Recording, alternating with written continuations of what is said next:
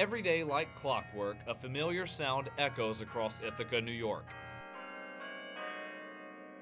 For nearly 145 years, the tolling chimes in the McGraw Clock Tower have provided a reassuring heartbeat to campus life at Cornell University.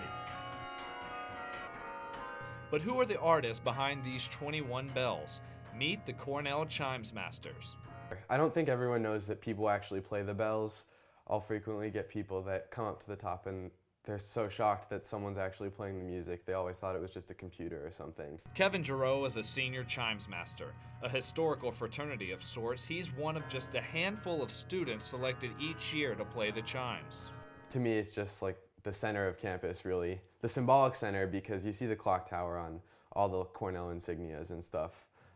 And it's just something that students hear every day, and everyone knows the clock tower, so I just thought it would be a cool thing to get involved in.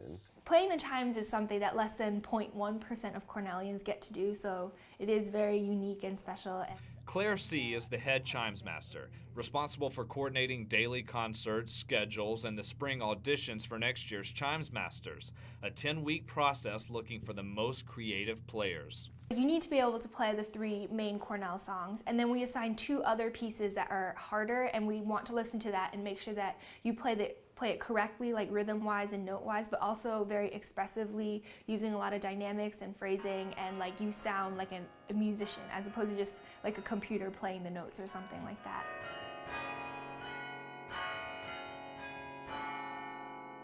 So what do you have to do to become a Chimesmaster? Well, first you have to be able to play the chimes, you have to be able to read the music, and then you also have to be able to climb 161 steps up the tower every time to perform a concert.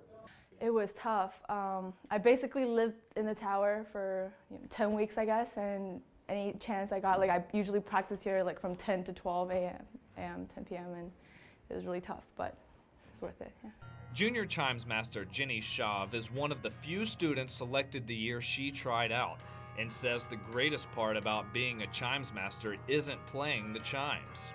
I personally really like when I come in the morning, I open the door and look outside at the lake. That's really nice. And I mean, obviously the playing part, and that the entire campus can hear, but I just like the view and just the feeling of kind of like owning the tower almost. Concerts are open to the public, and the playlist of song titles runs deep, from Beethoven's Fifth Symphony to the pop rock hit Hey Soul Sister by the music group Train.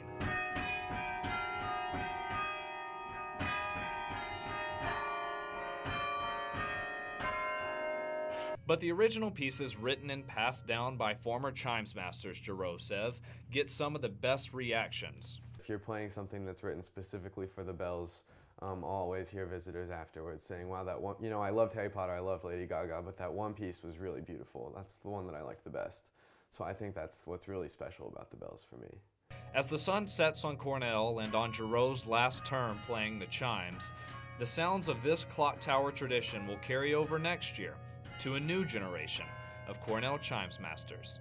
Reporting in Ithaca, I'm Brennan Summers, NCC News.